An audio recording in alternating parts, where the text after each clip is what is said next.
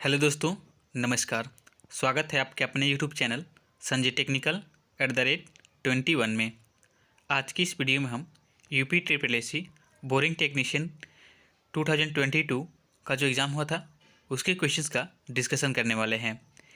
इसके पहले हमने पार्ट 1 में 20 क्वेश्चंस का डिस्कशन किया था और आज यह पार्ट 2 है जिसमें हम पुनः 21 से लेकर के 14 नंबर तक के क्वेश्चन का डिस्कशन करेंगे और धीरे धीरे हम सारे क्वेश्चंस का कंप्लीट डिस्कशन आपको करके देंगे, जिससे अगर आपने कोई मिस्टेक किया होगा तो उसकी आपको जानकारी हो जाएगी और जो लोग किसी कारणवश से इस बार अपेयर नहीं हो पाए एग्ज़ाम में, वो लोग नेक्स्ट टाइम अच्छे से प्रिपरेशन अपनी करेंगे और उनको आज की वीडियो को देखने के बाद से ये एक आइडिया लग जाएगा कि कौन कौन से टॉपिक से और किस प्रकार के क्वेश्चन जो है आपके टेक्नीशियन के एग्ज़ाम में पूछे जाते हैं। तो चलिए आज की इस वीडियो को शुरू करने लगते हैं। आज की यह वीडियो आप लोगों के लिए काफ़ी इंपॉर्टेंट होने वाली है। आज का जो हमारा पहला प्रश्न है वह है जीके से। क्वेश्चन है, भारत उद्यान शहर के रूप में किसे जाना जाता है? तो याद रखिएगा, भारत के उद्यान शहर के रूप में हम बेंगलुरु को जानते हैं। तो इसका जो फोर्थ आंसर है बेंगलुरु, ये आपका राइट हो जाएगा। ठीक है, तो इस प्रकार से जीके, हिंदी, मैथमेटिक्स और आपके ट्रेड के सभी क्वेश्चन आपसे पूछे जाते हैं। तो ट्रेड से जब क्वेश्चन पूछे जाते हैं वो आपके किसी स्पेशल ट्रेड से नहीं पूछे जाते। ठीक है, ये सभी ट्रेड का एक जो है कंबाइंड क्वेश्चन आपसे पूछा जाता है। तो आपको मैं ये बता दूं कि अगर आप सोचते हैं कि मैं फीटर ट्रेड से हूँ तो मुझे केवल फीटर ट्रेड के क्वेश्चन देखने को मिलेंगे, तो ऐसा बिल्कुल भी नहीं होता है। ठीक है, इसलिए आपको जो हर एक ट्रेड की जो है बेसिक नॉलेज आपको रखनी होगी। ठीक है, तभी आप इस एग्ज़ाम को क्रैक कर पाएंगे। और यह जो टेक्नीशियन का एग्ज़ाम होता है ये काफ़ी अच्छा डिपार्टमेंट है। आपको आपके गांव के पास में ही आपको जॉब मिल जाएगी और आपकी जो इसमें पेमेंट होती है वो भी काफ़ी हेल्दी होती है, मतलब अच्छी खासी पेमेंट होती है। तो मैं आपसे रिक्वेस्ट करूँगा कि आप लोग एक बार इस एग्ज़ाम के लिए अटैम्प्ट कीजिए और एक बार अपनी अच्छी तैयारी के साथ में अटैम्प्ट करिएगा। डेफिनेटली आपका, अगर आप इस हमारी सीरीज़ को कंप्लीट देखते हैं तो आपको आने वाले एग्ज़ाम में बेनिफिट मिलेगा। तो नेक्स्ट क्वेश्चन है हमारा, किस भारतीय व्यक्तित्व को ब्रिटिश काउंसिल के India UK together 2022 season of culture का सीजन एम्बेसडर नामित किया गया है? तो इसमें आपका थर्ड आंसर से हो जाएगा AR रहमान को जो है season of the honour culture का जो है अवार्ड दिया गया है। इसे इनका ब्रांड एम्बेसडर बनाया गया है। तो इसका AR रहमान राइट आंसर है। ठीक है, उसके बाद जैसे कि मेटल टॉपिक है आपके फीटर ट्रेड में, तो ये एक मेटल टॉपिक से क्वेश्चन पूछा गया है धातुओं के अलॉय से कि पीतल किसकी मिश्र धातु है? तो याद रखिएगा, पीतल जो है आपके कापर और जिंक की मिश्र धातु है, यानी कि तांबा और जस्ता इसमें राइट आंसर होगा। फोर्थ ऑप्शन इसका सही है, तांबा और जस्ता। ठीक है, उसके बाद एक फिजिक्स का क्वेश्चन है फोर्थ नंबर का, रैखिक गति में बल का घूर्ण एनालॉग है? तो याद रखिएगा, जब लीनियर मोशन होता है तो बल का जो घूर्णन एनालॉग होता है वह बल आघूर्ण के बराबर होता है। तो यह आपका बल आघूर्ण इसमें राइट आंसर है। ठीक है, उसके बाद नेक्स्ट क्वेश्चन की तरफ बढ़ते हैं। अगला क्वेश्चन है आपका 5 नंबर का।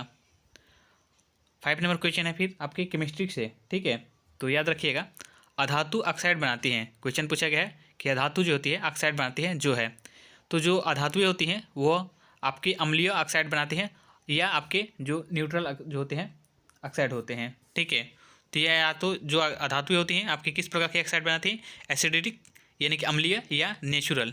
ठीक है, न्यूट्रल, नॉट नेचुरल, न्यूट्रल। ठीक है, तो ये आपको याद रखना है, अम्लीय या तटस्थ, इसको हिंदी में हम इंग्लिश में कहेंगे न्यूट्रल। ठीक है, एसिडिक और क्या चीज़, न्यूट्रल। उसके बाद नेक्स्ट क्वेश्चन है आपका 6 नंबर का, ओम के नियम के अनुसार कौन सी विद्युत राशि अनुपातिक धारा का प्रवाह का कारण है? तो याद रखिएगा, ओम के नियम के अनुसार जो है कौन सी विद्युत राशि इसमें आपका जो है अनुपातिक धारा का प्रवाह का कारण है? तो याद रखिए, रेजिस्टेंस जो होता है यानी कि प्रतिरोध जो है इसमें आपका राइट आंसर है, प्रतिरोध इसका राइट आंसर है। ठीक है, चलिए अब नेक्स्ट क्वेश्चन की तरफ बढ़ते हैं। अगला क्वेश्चन है आपका 7 नंबर का, विद्युत इंसुलेटर के रूप में किस सामग्री का उपयोग किया जाता है? तो याद रखिएगा, विद्युत इंसुलेटर के रूप में जैसे कि सिलिकॉन है तो ये आपका सेमीकंडक्टर कहलाता है। एल्युमिनियम से भी हम जो है आप, ये अभी क्या है, कंडक्टर है, क्योंकि एल्युमिनियम के तार वगैरह बनाए जाते हैं। और जो जर्मेनियम है यह भी आपका सेमीकंडक्टर के तरीके सिलिकॉन के जगह पे रिप्लेस किया जाता है। ठीक है, सिलिकॉन को रिप्लेस करके हम जर्मेनियम का प्रयोग करते हैं। ठीक है, जर्मेनियम को रिप्लेस करके सिलिकॉन का प्रयोग किया जाता है। ये भी यानी कि जर्मेनियम भी क्या है, एक प्रकार का सेमीकंडक्टर है। तो इसमें जो आपका राइट आंसर होगा पोर्सेलिन आपका राइट आंसर है। विद्युत इंसुलेटर के रूप में हम पोर्सेलेन का प्रयोग करते हैं, तो इसका सेकेंड ऑप्शन आपका सही हो जाएगा। ठीक है, चलिए अब नेक्स्ट क्वेश्चन है आपका 8 नंबर का।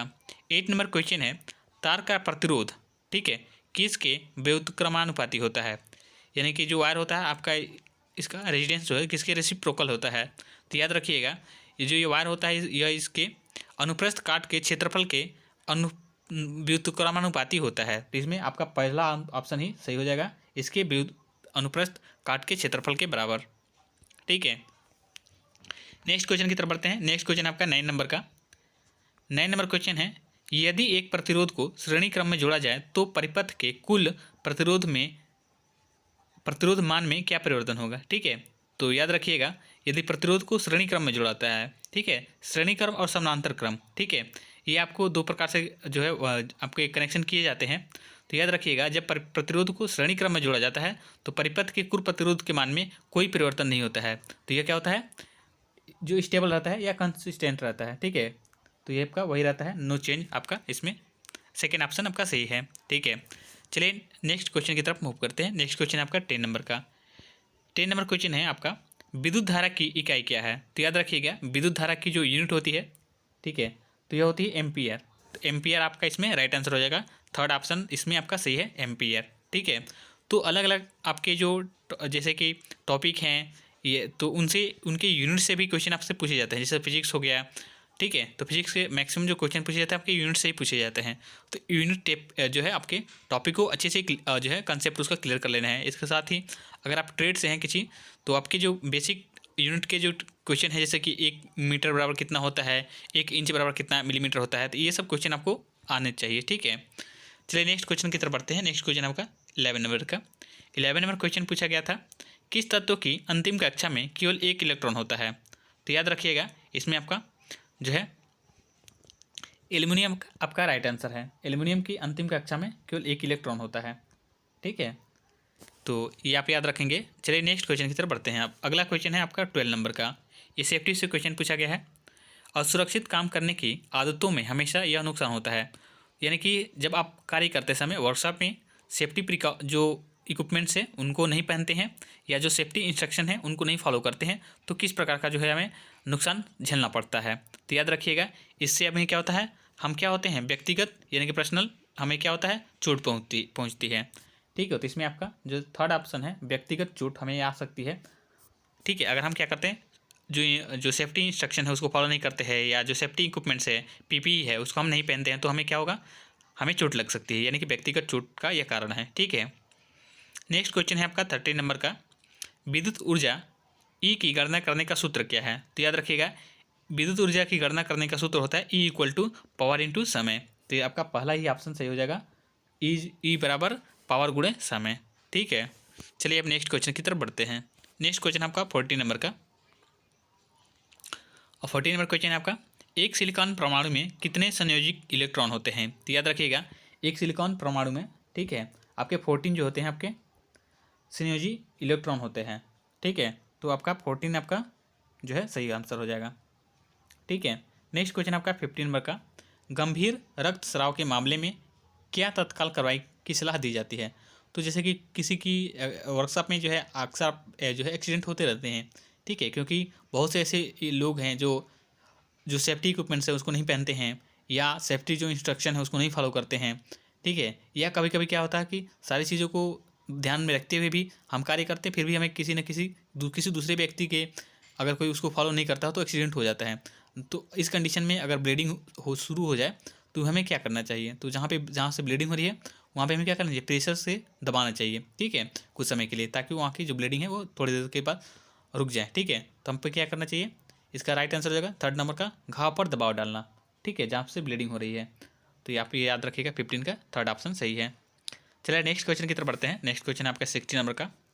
आग को फोम, रेत आदि के साथ कवर करके ऑक्सीजन की आपूर्ति को अलग करने की प्रक्रिया द्वारा आग को बुझाने को क्या कहा जाता है। तो याद रखिएगा, जहाँ पे आग लगती है तो आग जो होती है मुख्यतः आपके 3 चीज़ों की कॉम्बिनेशन से लगती है, हीट, फ्यूल एंड ऑक्सीजन। ठीक है, जिसे हम फायर ट्रायंगल कहते हैं। और आग को कंट्रोल करने का सबसे बेस्ट तरीका है कि हम ऑक्सीजन की सप्लाई को नियंत्रित कर लें, कंट्रोल कर लें। ठीक है, इन तीनों एलिमेंट्स में से किसी भी एलिमेंट्स को आप मिस कर देंगे तो हम आग के ऊपर कंट्रोल पा सकते हैं। तो याद रखिएगा, हम क्या करते हैं, आग को बुझाने के लिए ऑक्सीजन की आपूर्ति को अलग करने की प्रक्रिया को हम क्या कहते हैं, स्टार्विंग कहते हैं। तो इसमें आपका स्टार्विंग, आपका फोर्थ ऑप्शन जो है आपका डी यानी सही ऑप्शन हो जाएगा, स्टार्विंग। ठीक है, तो नेक्स्ट क्वेश्चन की तरफ बढ़ते हैं। नेक्स्ट क्वेश्चन आपका 17 नंबर का। 17 नंबर क्वेश्चन पूछा गया था, बिजली के झटके का पीड़ित बेहोश है और सांस नहीं ले रहा है। ठीक है, यदि पीड़ित मुंह कसकर बंद है तो कृत्रिम पुनर्जीवन श्वसन की कौन सी विधि अधिक उपयुक्त है। ठीक है, यानी कि वर्कशॉप में किसी व्यक्ति को इलेक्ट्रिक का शॉक लग गया है, ठीक है, और वह ब्रीदिंग नहीं कर पा रहा है, वो सांस नहीं ले पा रहा है, तो हमें कौन सी जो है कृत्रिम जो है श्वास की विधि देनी चाहिए। तो याद रखिएगा, इसके हमें शेफर विधि उपयुक्त होती है। तो शेफर इसमें आपका राइट आंसर हो जाएगा। ठीक है, नेक्स्ट क्वेश्चन है आपका 18 नंबर का, निषेध और अनिवार्य प्रकार के सुरक्षा संकेतों के लिए किस आकृति का प्रयोग किया जाता है। तो याद रखिएगा, जो सेफ्टी साइन होते हैं आप मुख्यतः आपके 4 प्रकार के होते हैं, प्रोविजन साइन, वार्निंग साइन, ठीक है, और मैंडेटरी साइन। ठीक है, तो ये आपके जैसे कि यहाँ पे पूछा गया निषेध यानी कि प्रोविजन और मैंडेटरी साइन के जो सुरक्षा संकेत के जो चिन्ह बनाए जाते हैं उसके लिए किस आकृति का प्रयोग किया जाता है, यानी कि उसकी आकृति किस प्रकार की होती है, त्रिकोणीय होती है, वर्गाकार होती है, दीर्घवृत्ताकार होती है, या सर्कुलर होती है यानी कि वृत्ताकार होती है। तो याद रखिएगा, जो प्रोविजन या मैंडेटरी साइन होते हैं उनकी जो आकृति होती है वह वृत्ताकार आकार में बना करके दर्शाई जाती है। ठीक है, तो ये भी काफ़ी इंपॉर्टेंट है, आप इसको याद रखिएगा। नेक्स्ट क्वेश्चन है आपका 19 नंबर का, आग बुझाने में स्टार्विंग क्या है। अभी हम आपको आई थिंक 16 या 17 नंबर क्वेश्चन का में आपके इसको डिस्कस किए थे कि स्टार्विंग क्या होता है।